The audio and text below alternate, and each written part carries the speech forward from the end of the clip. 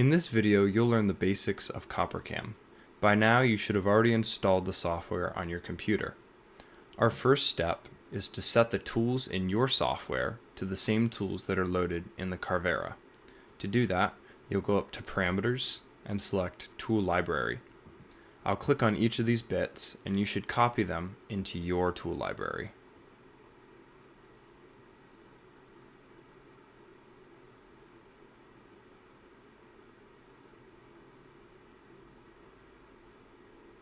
Now that you've copied the bits into your tool library, you can press OK. Next up, go back to Parameters and click the Selected Tools menu. You'll copy all of these settings into your software as well. The engraving tool is used to make the traces on the PCB. The hatching tool is used for rub out, which removes excess copper if you so choose. The cutting tool is the tool that cuts out the board. And the centering tool is the tool that makes the centering holes so that the board remains aligned when you flip the board to the other side. As for drilling tools, there are 3 settings, but we use this second one. Use for each drill the closest smaller tool with circular boring. Make sure tools 4, 5, and 6 are selected as your drilling tools. These are all corn bits, which are a combination of a drill bit and an end mill. The drill bit part allows the bit to drill directly into the board, and the end mill part allows it to bore out, so use circular boring to bore a larger size hole. So you really only need one corn bit to drill any size hole. Make sure that all of these settings at the bottom are the same as well, and underneath each of the different tools. When you're done with that, you can press OK. Finally, we'll go back up to Parameters once more and look at the output data format. Make sure that all of the settings that you see here are the same in your software. When you've checked and made sure, you can press OK. So the first board that we will process is our LED demo board. To begin processing a new board, go up to the top right and click the Open Project button. A window will automatically open to add your solder side, which is your back side, your component side, which is your front side, and then your drills. The window opens for solder side first, so I'll select my solder side or my back side first. Then I'll select my front side, and then I'll select my drill file. Make sure both of these checkboxes below are unchecked. Then you can press OK. The import is valid, but we'll have to do some adjustments to make sure the layers line up. To make these adjustments, we'll be using these buttons up here. This first button is the reframe button and allows you to reframe your view around the inserted layers. The button to the right of it allows you to flip and rotate layers. And then these 2 buttons to the right of that allow you to align your layers using reference pads. Then over on the right side, you have these buttons, layers 1, 2, 5, and 6. These are your different PCB layers, layer 1 being your back layer, layer 2 being your front layer. Layers 3 and 4 aren't included, but the software can handle more layers. And then layer 5 are your drills, and layer 6 is your outline. First, we'll want to align the back layer, which is highlighted here, and our front layer. To do that, make sure back layer is selected, and then click on the reference pad number 1. Select one of the pads on your back layer that has a corresponding front layer pad. So I'll select this one, and then I'll go back up and select reference pad number 2, and I'll select a different pad. Then I can go up to front layer, or layer 2, and I can hover over reference pad number 1 and click this button here, Adjust on Reference, and I'll select the corresponding front layer pad. And the layers have moved, and they're now aligned. Now I can reselect the reframe button. Now I'll need to do the same thing for the drill holes. But the drill holes are not rotated properly. You can see that these 2 top drill holes on the board should be on the left side. So I'll need to select layer 5, which is my drill layer, and then come over here and rotate the drill layer. and then I can reframe. Now the drill layer is in the right orientation, and I can shift and scale it appropriately using the same technique I just showed you. So then I'll go up and reframe one hole on the pad, and then do the same thing for the second hole. Cool. Now our board is aligned and scaled properly. Next thing I want to do is add some alignment holes. So to do that, or some centering holes. To do that, I'll press the centering holes button, and then I want to put these centering holes as close as I can to the board while not being too close, because I don't want my board, the bit that cuts out my board, to run into these holes. So I'll put them about 2 grid spaces away, press OK here, and now I'll go up to machining, add centering holes, and then center the circuit between those holes. So now when we flip the board will remain centered between the holes. Next, I want to manually plot the work origin. This defines the 0 point for the CNC. To do that, you'll come up to the reframe button and select origin below that, plot manually, and select the bottom centering hole. After that, we will resize the board. To do that, you'll press Ctrl D, or another way that you can do that is going up to the File menu and pressing the Dimensions button. There are 2 settings here. One is the reframe setting, and the second one is Z thickness. Always reframe to a margin of 10 millimeters. As for the Z thickness, this will depend on your material. A very common material thickness is nominally 1.57 millimeter, which ranges between 1.5 and 1.6. Whatever that material thickness is, add 0.1 millimeters to it to ensure that the drill holes go all the way through the board. I'm going to be using 1.5 millimeter material, so I'll set it to 1.6. You can confirm this once you actually have the material on hand. Press OK. When we set up our tools, we put in a depth of 2.5, but whenever you're in the board dimensions menu, whatever thickness you set, pressing yes will change all of those values. So you always want to press yes to ensure that your thickness is set. I don't need these centering pads anymore, so I can press these 2 buttons up here to remove them. Next, we will define the edge of the PCB. To do that, I will activate the layer that contains that edge, which is layer 2, the front layer. Hover over the edge, right-click, define as cutting contour. Yes, it selected it. Press OK. And I want to be cutting outside the contour, because if I cut inside or on the contour, the part of the board that I want to keep will be cut away. So outside the contour, and there is my outer edge. As you can see, now we have a layer 6, which is the cutout layer that we've defined. It is difficult to align a cutout layer if in your circuit design software you make it a separate layer. And so the easiest thing to do is, before you export your Gerber files from your circuit design software, take your edge cuts layer and combine it with either your front or back layer, and then you can convert it like you've seen here, so that you don't have to go through the process of trying to manually line up this edge cuts with the rest of your board. Another thing to note about this board is that it has some decorative traces. There's a plus sign and a minus sign here used to indicate the polarity of the board. You can convert that into single lines rather than tracks by right-clicking and selecting Engrave Tracks as center lines. It automatically detects which tracks are decorative. Pressing yes will turn them into center lines. Now we've done all the basic processing for the board, and we can begin to generate our contours and hatches.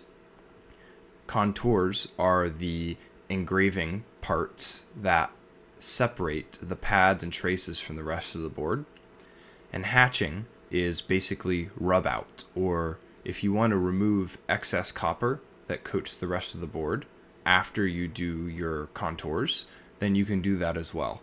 One example of when you would want to do that is if you're doing hand soldering and you're afraid that some of the solder might bridge the gaps between the pads and the rest of the board and cause shorts, which could cause electrical problems.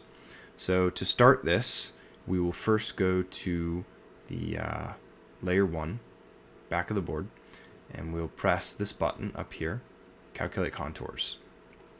You have a couple settings here. Number of successive contours allows you to set the total isolation around the pads and the traces. The pad is where the component goes, and the traces are what connect the components together. So for example, if I go ahead and select this, you'll see that you have a standard amount of isolation here. And if I go back and let's say I remove what I just did, and I can increase the successive contours or total isolation up. And now I have more isolation around my pads and traces. But I'm going to keep that at a regular amount. Also, extra contours around pads, you can increase the isolation just around pads. Again, that might help with soldering and keeping things neat. But for this demo, I'm going to keep it at the default settings. Force isolation between close pads is something that you'll need to decide if you have a bunch of pads that are really close together and the algorithm for creating contours is not working properly. This might be able to help. As for apply to all layers, this is checked to save time, but if you want different isolation settings for your front and back, say you want your back to have a lot more isolation because you're going to be doing soldering there for whatever reason, then you might want to uncheck this so you can do this step separately for the front and back layer. But for a simple board like this, this can remain checked, and so it'll do the back and front at the same time. So you see there are my back and front layers. So now we have hatching, and there's no reason, in my opinion, to do this on the front of the board, especially since the copper look will look nice, especially when you add solder mask. Also, if I were to do hatching, then that would remove the copper surrounding the plus and minus, and then you wouldn't be able to see those. But for the back, there's some benefit to that, because you'll be soldering on this side, the back layer, and removing some extra copper would prevent bridges or globs of solder from connecting pads to the outer copper layer, which could connect pads together that ought not be connected. So to do that, you will press the Calculate Hatches button, and in CopperCAM, the card is what we call the PCB. So card contour toolpath is what you want to select. So press OK for that, and then it does rub out or hatching on the entire board. One more thing I would like to note is that you can change the direction here, but optimal will increase the processing time a little bit, but it will decrease the amount of time that it takes for the CNC to do the hatching. You can also apply to all layers here, but I only want to do the back side of the board. So now I have both my back and front layers completed, and I'm ready to generate my G-code. To do that, press the Mill button in the top menu. Our order of operations will be this. We'll mill the backside, and then we'll also remove solder mask from the backside. Then we'll flip the board over, mill the front side, remove solder mask from the front side, and then cut out the PCB. At the bottom, XY 0 point should be the white cross, which we set earlier, as you can see here, and the Z 0 point should be the circuit surface. First, enable section 1, and we will make our centering holes. We're on the back side of the board, so we will mirror X. I'll explain that in a little bit. Section 2, we will be doing our engraving of layer 1. And then section 3 will hatch layer 1. And all of these need to be mirrored as we are on the back side of the board. The reason for mirroring is because as of right now, the back side and the front side of the board look lined up, but the only way you could see this in real life is if you had X-ray vision and you could see the back side of the board through the front side of the board, which nobody can do. And so what we have to do is mirror the back side, because in real life, when you're manufacturing this PCB, you start on the backside and then you flip the board, and we're going to be flipping it in across the y-axis, which is the x direction. So the left side of the board is going to go to the right side and vice versa. That's why it's called mirror x. And so this allows us to see that the pads line up on the front and back, but also make it physically manufacturable by all of the G-code being flipped, which mimics us flipping the board in real life. So after you make this, you'll press OK. Now, demonstration version is the free version, and this limits you to a certain number of drill holes and contours. The software in where we have the mill will not have this limitation. As of right now, you can just press OK, and you will save this someplace where you can retrieve it later. I'll be saving it on my desktop, and we have a code for how we're going to name these. So this is operation 1, and I'll add an underscore, and then we have acronyms for each of the operations that happen within this file. So we added centering holes, and then we did some engraving, and then we did hatching, and then you can save that. Cool. Close these. Next up, we'll go back into the mill menu, and these are done. Actually, we won't go to the mill menu because first we have to remove the solder mask. So if you choose not to have solder mask, then that will remove 30 to 40 minutes of processing time on your PCB. But the good thing about solder mask, first of all, it gives the PCB its color. And there are different colors of solder mask. There's green, black, white, red, blue, yellow, maybe purple. I think purple. But the practical use of solder mask is that it repels solder. And so if you mill your board out and then you cover it with solder mask, then no solder can attach anywhere on the board. And then once you do that, we have a process where we only remove the solder mask from the pads. So that means everything on the board is covered with solder repelling fluid, except for the pads, which is good because that means solder, when you're doing soldering, can only go where they're supposed to go, which is on the pads. And it can't bridge over to extra copper or, across gaps as easily. So to do that, go to machining, mill coating on pads, and then depth, standard depth is 0.08. This was an empirically determined value. Make sure your tool is number 3 for solder mask removal. And keep these. We're on the back of the board, so make sure you flip X and then press OK. And this will be operation number 2. Save. So this is operation 2, and this is solder mask removal. And I will also save this on my desktop. Excellent. For operation number 3, now we will be going to the front side of the board. So no more mirroring. And first I'm going to engrave layer 2. And I didn't do any hatching on the front, so it's just that. So I'm going to engrave layer 2, and that'll be operation number 3. Operation 3, and that is just engraving. Cool. Next up, I will remove the solder mask on this side as well. So machining, no coating on pads. Flip X is not active anymore because we're on the front side. And let's see. I need to make sure that my layer is properly selected. So these could be different in a different board. Maybe you have a board with SMD components, surface mount devices, and the pads. If you have a pad on the front, you might not necessarily have a pad on the back corresponding to that. So you got to make sure that your layer that you want is selected. So 2, no coating on pads, not flip X. Depth is correct. Excellent. And this will be operation 4. Solder mask removal. Good. And finally, we will do the last operation. So going to the mill menu, and let's see.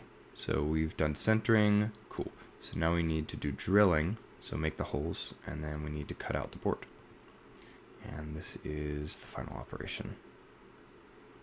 As operation 5. So this is drilling and cutting. Awesome. Now, as a final note, it is a good idea to add a text file to those 5 documents that we just created with the board dimensions. So you can do, again, Control D or going up to the File menu. And the X width and Y width are the required dimensions of the piece of FR4 that you need for your board. And you'll need to cut this to size, and these dimensions will tell you what size you need. But if you don't want to open up CopperCAM again, then you can just jot these down and put them with your G-code files so that it's easy to reference later. And that is the process of making a board and preparing it for production. So we'll see you in studio.